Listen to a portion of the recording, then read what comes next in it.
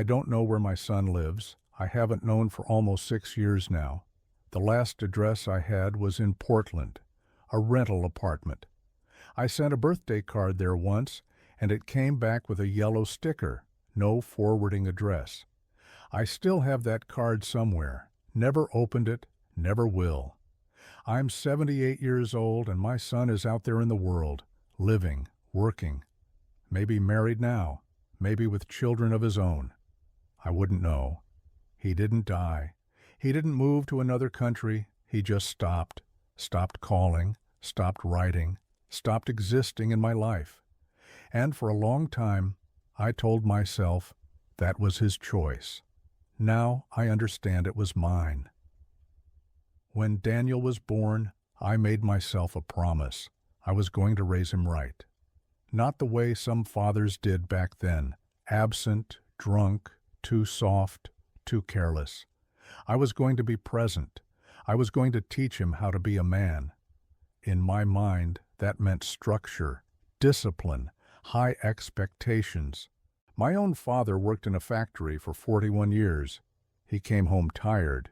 He didn't say much. But when he did speak, you listened. There were rules in our house. There were consequences. And I turned out fine. So I figured that was the model. That was how it worked. You didn't coddle a boy, you prepared him. I remember holding Daniel for the first time in the hospital, tiny, red-faced, eyes barely open. I looked at him and thought, I'm going to make sure nothing breaks you. I didn't realize I might be the thing that did. He was a good kid, quiet, didn't cause trouble, did well enough in school, played baseball for a few seasons, then quit. I didn't like that he quit. I told him so. I told him a lot of things. You need to finish what you start. Sit up straight. That's not how you shake a man's hand. You think that grade is good enough? I'm not angry. I'm disappointed. I said that one more than I should have. Every correction felt like love to me. I wasn't harsh. I didn't raise my voice often. But I always had something to fix, something to adjust. I thought I was helping. I thought he understood that. His mother was softer with him. She'd hug him for no reason. She'd ask him how he was feeling, not just how he was doing. She read him stories until he was old enough to tell her he didn't need them anymore. I thought she was too gentle, too indulgent. But he talked to her. He told her things. When he was nervous about starting middle school, he told her. When he had a crush on a girl in his class, he told her. When he felt lonely, when something was wrong, when he didn't understand the world, it was always her. I was right there, in the same house, sitting in the same room. But I was the one he reported to. She was the one he opened up to. I noticed that difference. I just didn't think it mattered. I figured closeness would come later. After I'd done the hard work, after he respected me. I thought respect came first. I had it backwards.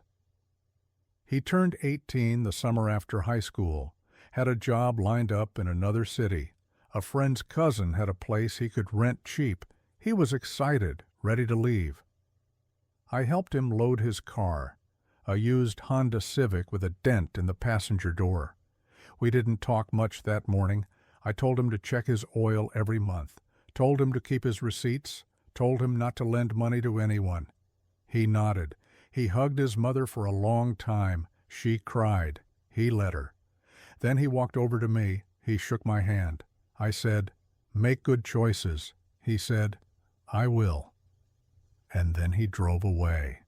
I stood in the driveway and watched his car disappear past the oak tree at the end of the street. Something in me felt tight, like I should have said more, but I didn't know what. I told myself it was fine. This was normal. He was supposed to leave. That was the whole point. You raise them, you prepare them, and then they go. Mission accomplished. The first few years we talked. Not often, not long. But the phone would ring on Sundays sometimes. He'd tell me about his job. I'd ask if he was saving money. He'd say yes. I'd say good. then silence, then talk to you later. I didn't notice how thin those calls were, how careful, like he was checking in, not connecting. He talked more with his mother.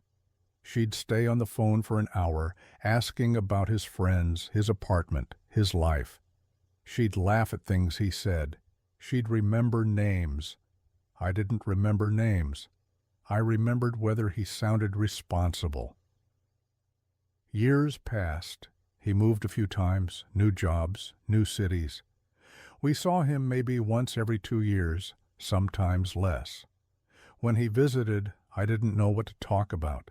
So I asked about work, about money, about whether he was staying out of trouble. He'd answer, short, polite. Then he'd sit with his mother in the kitchen and talk about things I wasn't part of. I didn't feel left out. I didn't feel sad. I felt like this was just how it was. Fathers and sons. We weren't supposed to be close.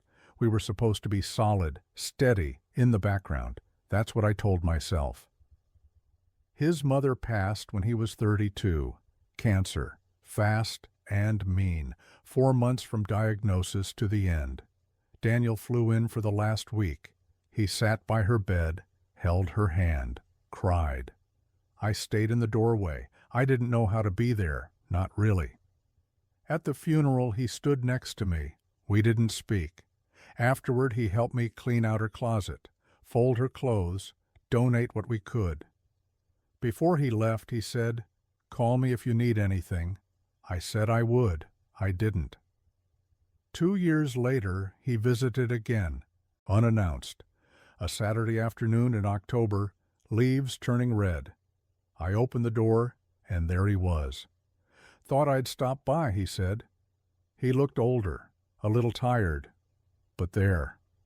I made coffee. We sat at the kitchen table, and I talked. I talked about the leaky pipe in the basement, about the property taxes going up, about the neighbor's dog that kept getting into my yard, about the new doctor I was seeing, and how I didn't trust him yet. I talked for over an hour. I don't remember asking him anything, not how he was, not what he was doing, not if he was happy or lonely or struggling. I just talked. And he sat there, listening, nodding, holding his coffee. At some point he looked at his watch. He said, "I should probably get going." I walked him to the door. He hugged me. A real one, not the quick handshake we usually did. I didn't hug him back the same way. I patted his shoulder and said, "Drive safe." He looked at me for a moment, just a second. Something in his eyes I didn't understand. Then he left. That was the last time. The birthday cards started coming back. First one, then two. Then I tried calling. The number was disconnected. I sent a letter to his last address. It came back unopened. I didn't panic at first. I told myself he moved. He'd call. He'd reach out when he was ready. Months passed. Then a year. Then more. Nothing. I asked around. An old friend of his mother's thought she'd seen something on social media, a photo from a beach, maybe Florida. He looked well, she said. She didn't know more. I don't do computers. I don't have one of those phones. I couldn't search for him myself. So I just waited. I'm still waiting. People don't vanish overnight. They leave in pieces. That's what I understand now. Every phone call I cut short. Every visit where I made him feel like a guest. Every correction I offered when he just wanted to be heard. Every time I asked about his job instead of his life. Every time I talked instead of listened. Every time I treated him like a project instead of a person. He wasn't pulling away. He was protecting himself. And I didn't see it. Because I thought silence meant stability. I thought distance meant independence. I thought he knew I loved him because I provided for him. Because I never left. Because I tried to make him strong. But I never told him. I never once said, "I'm proud of you." I never once said, "How are you really?" I never once said, I love you. Not once. I thought it was understood. It wasn't. There's a box in my closet. It has all his school photos, a few drawings he made when he was little, a Father's Day card from 1979. Inside he wrote, "Thanks for teaching me to ride my bike." That's all it says. I look at his handwriting sometimes, small, careful, the letters all even. I wonder if he ever thinks about me. I wonder if he hates me. Or if he's just moved on. Maybe that's worse. I had a dream a few months ago. We were in the kitchen again, the same table, the same coffee cups. But this time, I didn't talk. I just asked, "Are you okay?" And he started to cry. I woke up before I could hold him. I haven't slept well since. I used to think being a good father meant building a strong son.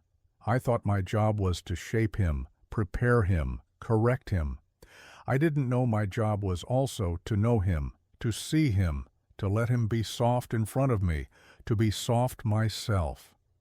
I didn't know that showing love out loud mattered more than all the rules. I didn't know that a child can grow up in your house and still feel like a stranger. I didn't know that by the time you realize what you missed, the door is already closed. I sit in this house now, the same house he grew up in, the same table where he drank his last cup of coffee with me. The chair is still there. Sometimes I look at it, and I imagine what I should have said. Not advice, not corrections, not instructions, just, "Tell me about your life. I'm sorry I wasn't easier to talk to. I love you, Daniel. I always have. I just didn't know how to show it." I'm not asking him to come back. I'm not asking for forgiveness. If he's out there and he's happy, then maybe that's enough. Maybe he's built something I never could. A family that talks, a father who listens. Maybe I gave him that in a backwards way. Maybe I taught him what not to do. I hope he's better than me. I think he probably is. If you're watching this, I'm not going to tell you what to do. I'm not going to say call your son or visit your father. I'm not going to pretend I know your life. But I'll tell you what I know now. People don't wait forever, even patient ones, even quiet ones. Eventually they stop coming to the door, and when they're gone, you don't get a second chance to listen. You just get the silence, and the memory of a kitchen table, and a chair that stays empty.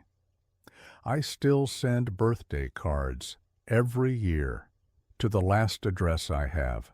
They still come back, but I send them anyway, because it's the only thing I have left to give. A card he'll never read, from a father he's already forgotten. Thank you for listening.